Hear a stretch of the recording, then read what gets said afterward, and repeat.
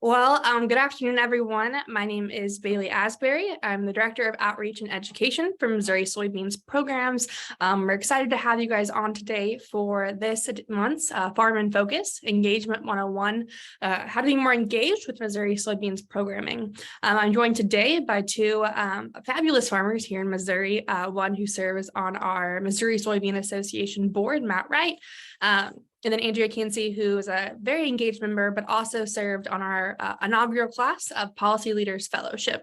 Matt, you kind of introduce yourself, tell us a little bit about your operation. Sure. I farm here in Northeast Missouri, Marion County.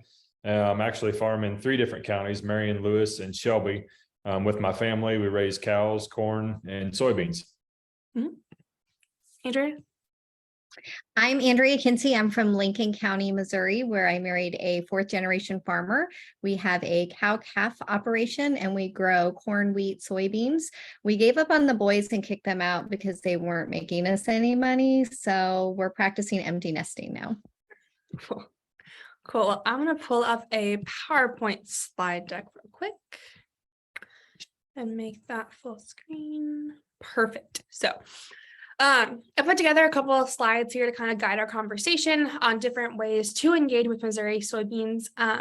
So to kick that off real quick before we get into the nitty gritty, we use the term Missouri soybeans, but of course that does refer to both MSMC, which is Missouri Soybean Merchandising Council, the checkoff arm of the organization, and then Missouri Soybean Association, which is the policy advocacy arm.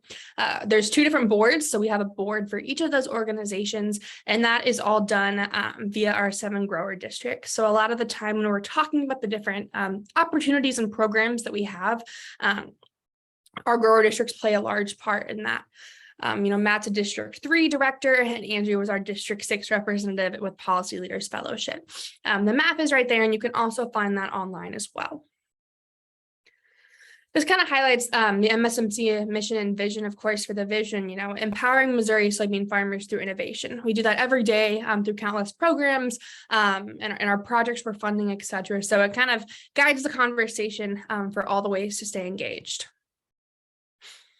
So the first thing we're going to kick off, as you guys know, we're kind of in the midst of our in-person events. Our winter meeting series is annually, usually between January and February.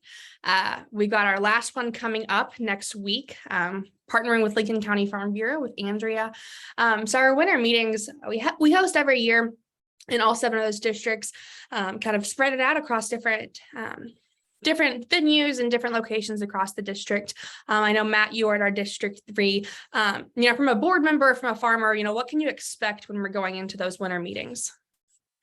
Oh, the winter meeting is a interesting meeting to go to. You always enjoy that. It's a lot of times a small group that kind of a close-knit group that we can sit down and talk about some close things that is on soybeans radar, whether it's legislative issues or agronomic. It's open to anything, and it's something I always enjoy and look forward to.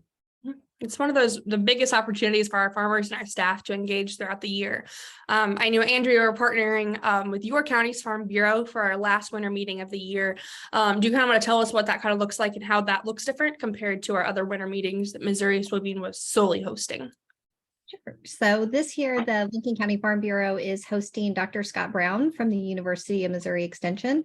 He's going to provide us with a market outlook and update in addition to the soybean winter meeting. So we will have him as a guest speaker, and then we will allow some time to just talk about soy updates. For me, with Missouri Soybean being like a grassroots and Farm Bureau being grassroots groups, I find it really important to bring as many people into the community as possible to just meet both people in all of the organizations, as well as learn about things that are happening in our county versus across the state, and what's happening most importantly in legislation. Yeah, and I think to kind of bounce off that, the importance of partnerships with our local organizations. Our Soy Social is something we started I think this will be our 3rd year. I think we started this in 2021. Our winter meetings always happen in that January, February timestamp. But before we happen to harvest, that Soy Socials is that, into the summer, right before harvest, just get together. And like Andrea said, working with other groups, we've worked a lot with, our Farm Bureau organizations in the county, seed dealers, et cetera. So those are really just a good way to simply, have that camaraderie, to have that fellowship. There's no formal meeting by any means, but that is a good way to get our farmers together one more time before we hit and harvest, which of course is a heavy lift there in the fall. And of course, that jumps into our harvest lunches. So harvest lunches are something we also started in 2021, and we've grown those tremendously this past year. I think we had one in every district.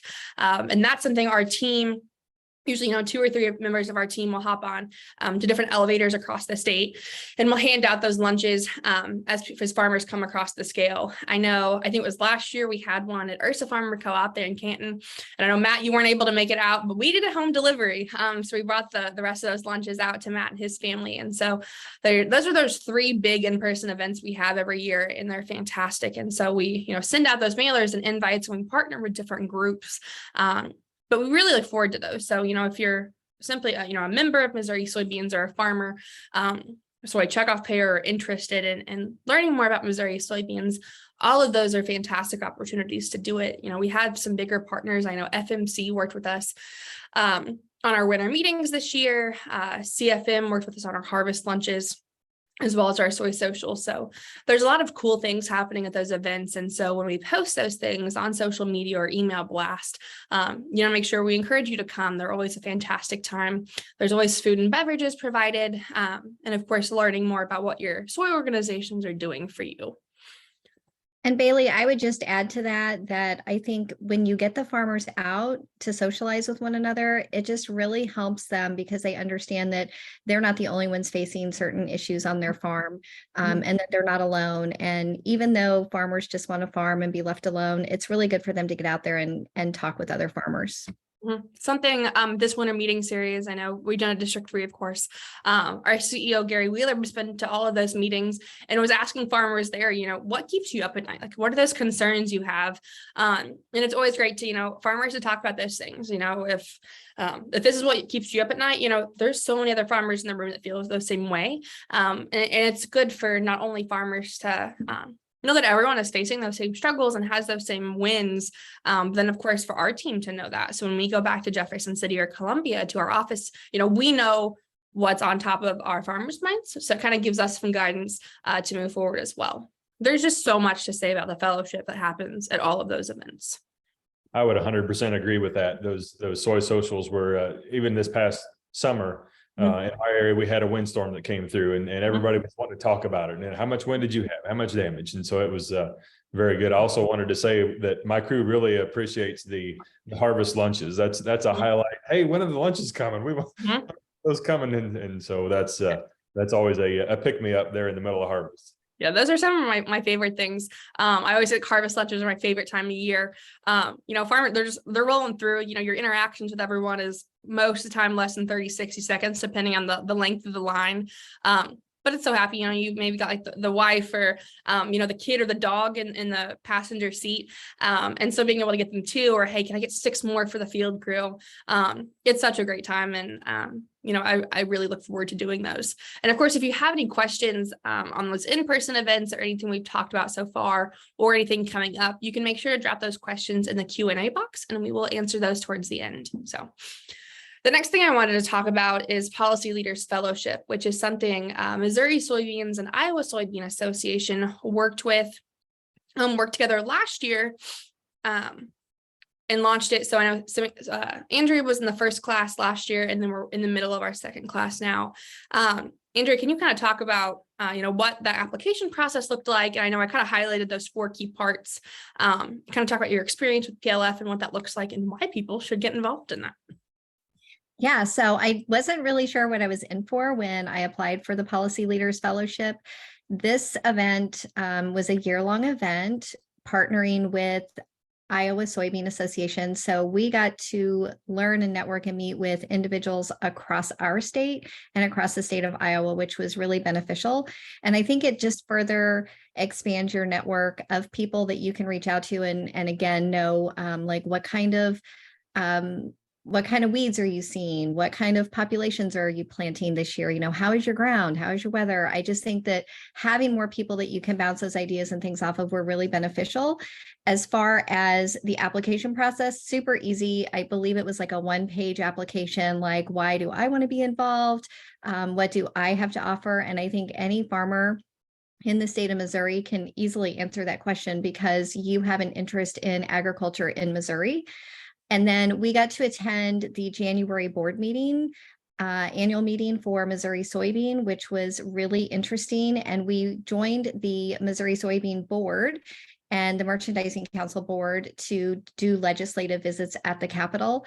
And for those people who've never had an opportunity to do a legislative visit at the Capitol, it is truly remarkable to go in with a group of leaders that are focused on ag and have the same interests at heart as you do and have the same concerns that you do, whether it's fencing laws, veterinary care for your animals and taking away prescription drugs, or if it has something more to do with land rights.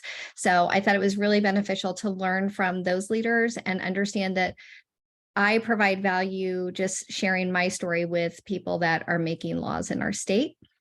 Unfortunately, I wasn't able to join the Commodity Classic group.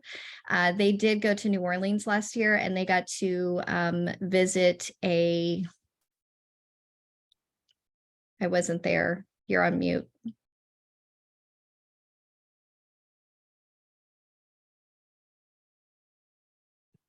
There you go. Okay, perfect. Yeah, no, last year we went to the port south of New Orleans, I believe to the CGP port, and actually got to watch soybeans being loaded onto the barge. That was a really cool opportunity for the whole soy value chain. Yeah, and I was super disappointed to miss that. I think that looked like a really good opportunity because when you're in the fields and you're in the trenches doing the work every day, you don't always understand the value that you provide, not just to your family by raising that crop and making money, but to the world. So that was really interesting. And then finally, the Washington, D.C. trip, we went again with the Iowa group and we did the same thing. We had an opportunity to join our Missouri Soybean Board and visit with our leaders at the state capitol, which is even more intriguing than doing it at the state capitol. Mm-hmm. Yeah, I know. So that was, obviously great kind of recap of PLF. I know this year we kind of switch it off every year. So we were able to host the kickoff last year for your class at the Center for Soy Innovation here in Jefferson City. Had some speakers come in. We had Richard Fordyce and Bill Northey, previous USDA leadership from the Trump administration, respectively, from Missouri and Iowa. It was so great. I know something that I think is something sometimes small, but makes a big impact. While we were there, everyone in that class created a Snapchat group chat. And so that's still every day. There's things talking. And so I think it's a great way for not only Missouri producers from Northwest Missouri and Southeast Missouri, but you have people from the Southeast corner of Missouri and the Northwest corner of Iowa that are talking every day about their operations and what's keeping them up at night. I think it's just so cool to have people from all over 2 states get together so much.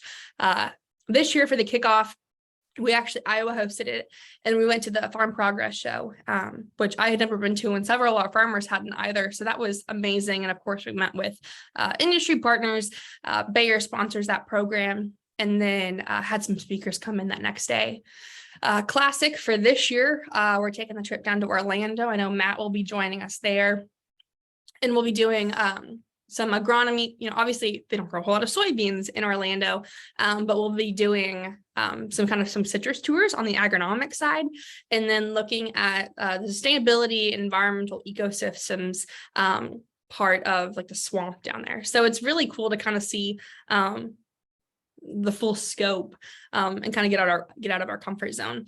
And of course, Washington, D.C. is always so great. I know when we go there, we're going with some of our state leaders as well. And so, being able to shadow and to watch and to interact with those people that have done it so many times is such a great opportunity for our farmers to start getting involved. So that application period always opens up around July, and then we have our kickoff in August and September. So if you know anyone that would be interested, make sure they keep their eye out for that. Next, member communications. I know, Matt, you had made a comment a couple months ago about, how how much greater our communications have been. So if you kind of want to go through, how important those communications are from Missouri soybeans, it'd be great. Definitely. Yeah. The communication is key on a lot of these things, especially on the legislative side. I think about the text when I'm in the tractor a lot of times in the spring and even in the fall, last fall with the special session. I can't be in Jefferson City. And so when those texts come through and say, hey, this is on the floor, this bill's on the floor, this is being discussed. I know I really appreciate those things that come out, especially the text. And definitely there's so much information that comes through the emails. It's just a really great benefit that we can use. Mm-hmm. Yeah, there's a lot of cool things, whether that's like staff putting out updates in those emails. A lot of the times when you're a member of Missouri Soybeans, and we can get a little into that later, that's how we have your contact information and can reach you. And there's so much of that like critical information that you can only get like if we have your contact information. So I know we're all this day and age, hesitant to give out our phone number and to give out our email address, but then I have people, oh, I didn't learn about that. Well, if we have your information, we can share that. And so, when we're out and about and we run into people at trade shows, making sure you're sharing that information, because we have so much to share. And we have our magazine that our communications team works so hard on. And that's, the magazine's gotten longer and we have more information and putting, the farmer back in focus in those. And so, having Missouri Soybeans having contact information is so critical. And, sending out mailers, we have our field day coming up next month. We have, a couple other different events we're sending out postcards for. And so whether that be winter meetings, sharing that information is so important. So, and the text alerts, like Matt said, that's something we started, I think last year, maybe. It's not something we'd always had, but that's just kind of short and sweet. Andrea mentioned kind of, you're in the trenches, you're on the farm, like, sometimes a call is not going to work, but if we can send out a text and kind of keep you updated on what's going on, and sometimes us just having your cell phone number, I can text Matt or I can text Andrea, hey, like, you don't need to do anything, but this is what's going on. And so there's really great opportunity. Also, sometimes that you do need something, whether it's to send emails to legislators or that kind of thing, and we don't know when is the appropriate time to do that. A lot of times, in the harvest or the planting, and so. You guys make it so easy and send a link and hey, send a text or an email to our legislator that, hey, we want to see this bill. And I know sometimes, we're reaching out, we're texting people, and your Missouri Soybeans team, we're just people too. We're not trying to solicit things when we get a hold of you. We're simply just sharing the information that we know you want to hear. And so, when myself or Dylan shoots you a text, I promise it's not a bot. It's just our team here in the office, texting via our cell phone, keeping you updated. And so same thing with emails. I read our emails. I'm sure you all do too. Yeah, I would just add to that the email and text communications that come through as a soybean member have been extremely valuable to me, because I know that the staff is in Jefferson City every day. They're up there talking to people, doing their job, advocating on behalf of me and my farm and Matt and his farm and all the soybean farmers in Missouri.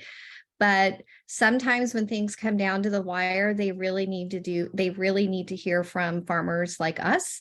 And so that's where these texts and emails come in, because your staff lets us know now is the time that you need to take action. Now is the time you need to contact your representative or your senator and tell them how you feel about this. Yeah, absolutely.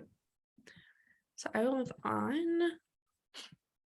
So I know I put like 5 different things on here, but didn't really have their own slide. So something I did mentioned earlier was membership. I believe in 2021, we did a whole membership revamp and added other opportunities. So from the Missouri Soybean Association side, we have our 1 years, our 3 years, and our lifetime, as we always have. But something we were really excited to launch was the farmer membership. And that was in 2021. And so that's still kind of, slowly progressing.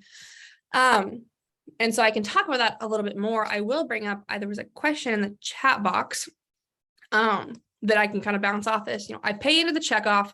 Why do I need to pay into a Missouri Soybean Association membership? Something so important to mention is checkoff dollars, no ifs, ands, and buts about it, can't be used for lobbying. So Missouri Soybean Association has to have a way move those policy and advocacy efforts forward. And I know, Matt, there's so many different things. As association president, you know that there's so many things we have going on. And since we can't use those checkoff dollars, MSA needs a funding source. And so I think ASA uses the phrase, if you believe, you belong. And so knowing how critical all those things are. And it's more than just money. Also, it's the numbers that we have. If we can walk into a legislator's office and say, we have this many members that say, we want this bill passed, we want this done. And if we can say, the more numbers we have, the better it is. Yeah, absolutely. So membership, and of course I could talk about that on days, but that farmer membership we launched is open to all checkoff fairs in the state, and it's free of charge. So we kind of look at that as a way to get farmers engaged in Missouri soybeans that maybe previously hadn't. So if you're paying membership, that reciprocates into the American Soybean Association. The farm member is strictly just for Missouri soybeans, and you do get all of those membership communications that we highlighted a couple of slides back. And does, whether we're, making more communications efforts or sending out mailers or, reaching out to folks about some policy issue, the more contact information we have, the greater we can do. So that's kind of the membership thing. Yield contest is something we've done for about 10 years now. Dylan Anderson, our field services coordinator, runs that. So this year we just wrapped up the 2022 contest at our winter meetings. He ended up over $20,000 in cash prizes, which is crazy. And so there's different ways, different categories to enter both on the state and the district level. It's free of charge to enter. I think we shortened the entry form this past year. You'd have to do a pre-harvest form and then a harvest form, but now it's just the one form at the end. So you might be, come September, October, driving the field, that yield monitor looks a little high. Just call your seed dealer and be like, hey, I've got, 80, 90 bushels an acre, or whatever that is. You just fill out the form. It's super easy, and it's so great to kind of talk those yields we're getting across the state. I think this last year we had the state winner was 122 bushels an acre, which is crazy. But it's a cool way to highlight those farmers and their hard work. And sometimes just kind of have that 10 acres set aside that you can play with, which is cool. So board engagement, I'll turn over to Matt in a second. So as I said, we have 2 boards. We have 13 farmer leaders for the Merchandising Council and 16 for the association. So Matt, you want to talk about, your time on the board and the different things you've been able to do in that time? Sure. I've had some amazing opportunities. I sat on the association board, and it's been a great experience. It's about 10 years ago, I believe. I have to look up the exact date that I was first elected to the association board. And it's just been a wonderful learning opportunity. I've learned so much from experienced board members that from years past, and even new members coming on. But just getting to know so many different people across the state and so many different areas and different ways of farming, even in the state of Missouri. I live in the northeast corner, and we don't have very much cotton or rice up in this corner. And so I love getting to talk to the boot heel guys, and then even the Southwest, that farm more on the cattle side. And it's just a great opportunity to learn from other people. So those terms you have 4 3-year terms. And so most, our association merchandising council, there's, turnover, every couple of years as those different, directors are terming out. And so, our association, all of those elections happen at our winter meetings. And so we have a couple of new association directors coming on technically in July. And then our merchandising council, those elections are all, because it's a checkoff, are all handled through the Department of Ag. And so, which we work with like Farm Bureau and a couple of different ag organizations to nominate those farmers for those positions. And so when we're looking, if I know Matt's terming out in 2 years, we're looking for that next leader to hop in that space. And so, always having that relationship with our team in Missouri soybeans, and maybe just your district director or, a engaged farmer, us knowing that you're interested is always a good way so when we're looking for board recruitment and to bring on this next set of leaders, knowing that someone's coming up the pipeline is always fantastic. Golf tournaments are just another in-person event we have throughout the year. A little more on the association side. We have our Richmond tournament and then our Dexter tournament, which we're touching. They're very large tournaments and they continue to grow each year. But that's such a great way for our farmers and a lot of our industry leaders to get together. They're great just for fellowship, get day on the golf course. And of course, we can spread our Missouri soybeans message while we're there. Something else I wanted to touch on, Common Ground. I know, Andrea, that's definitely your area. Common Ground is a program that Missouri Soybeans and Missouri Corn partner on. And so it has a different name, of course, than Missouri Soybeans or Missouri Corn, but that is something through our programming. So Andrea, you kind of want to touch on that and what that looks like for you as a soybean farmer? Sure. So Common Ground is a really interesting group. You can find more information at www.findourcommonground.com. Excuse me. It's really a group of farmer women, other moms who are out reaching out to other moms, talking to them about their food safety, how we raise the food, just explaining to them, myth versus fact, because a lot of times there's so many label misconceptions nowadays that it's really difficult when you go to the grocery store to know that what you're buying is safe and healthy for your family. So just trying to spread that message that like what we grow on our farm, we feed to our families, and how to kind of cut down through some of those labeling misconceptions and just know that the food in the store is healthy and safe and nutritious for your family. We have our event coming up April 1st in Herman. We work on the farmers table wine trail. And so we have what are the commodities highlighted? Soybeans, corn, rice, beef, dairy, eggs. And so farmers that raise each of those crops will go to that respective winery and talk about that all day. So Andrea, I think you'll be set up at Bias, I believe, there on April 1st, and we'll be able to talk about soybeans and what that looks like from the grower to the consumer, which is such a fantastic day, and we'll hand out some recipes. We also do a lot of those recipes in our magazine as well. But really, there's just so many ways to get involved into these webinars, or another way, just kind of staying involved with our team when you're in Jefferson City, swinging by the office. I know Matt and his colleagues and counterparts on the Association of Merchandising Council boards put so much time, effort, and resources into our facility in Jefferson City. And it's fantastic. I think last year we had a little over 3,000 people through the building, whether those were farmers or industry partners or community partners, a lot of like FFA kids and field trips. So there's so many ways, and we're truly across the state. And so you have Dylan and I that are out and about, of course, Gary, our CEO, going from farm to farm.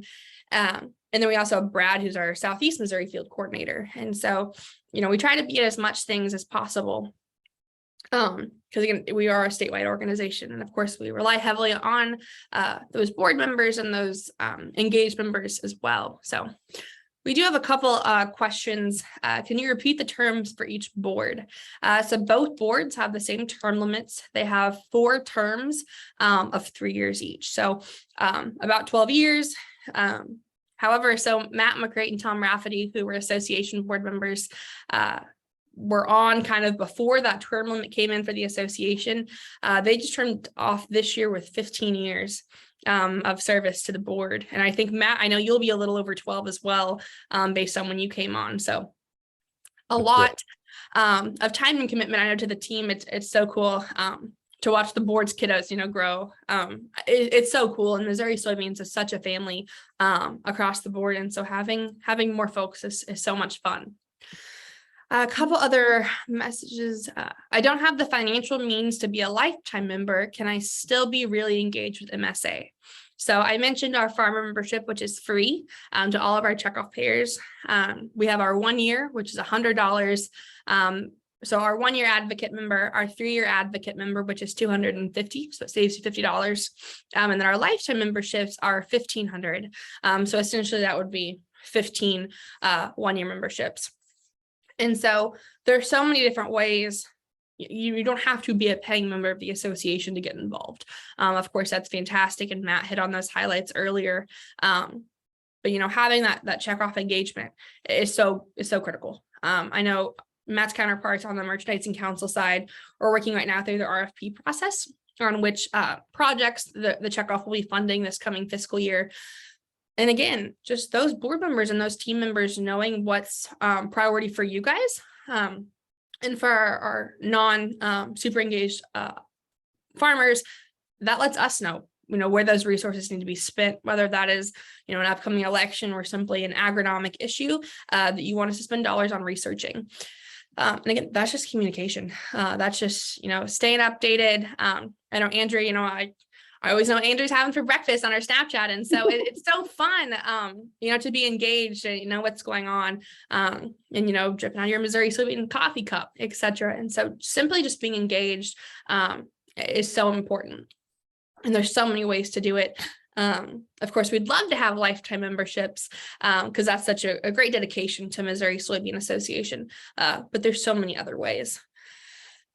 If we wanted to do something locally with the association, is that an option? Like, could we do a shrimp boil, clay shoot, etc. for local farmers?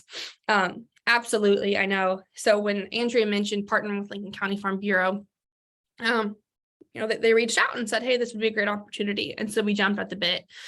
We have a upcoming crawfish boil happening March 3rd in Southeast Missouri at the Delta Center. No specific no program or no agenda, just simply a way to get farmers together. We've done that at a couple of different things in District 2, fish fries in District 3. And so if you have a group of farmers that you want to get together for that fellowship throughout the year, we're available, and we'd love to be there and make our presence and share what we're doing on your behalf, both Missouri, DC, and then of course nationwide on the checkoff side. So there's so many cool things there. I will say, I think that answers all of the questions we had within the chat box. Is there anything else, Matt or Andrea, you want to say? I know we're running a little bit ahead to allow people a little more lunchtime, I guess, but any other remarks you guys would want to make? I just wanted to double up on your mention of the Center for Soy Innovation. My wife teaches elementary school. She teaches actually English, but she and a couple other teachers brought some students to the center.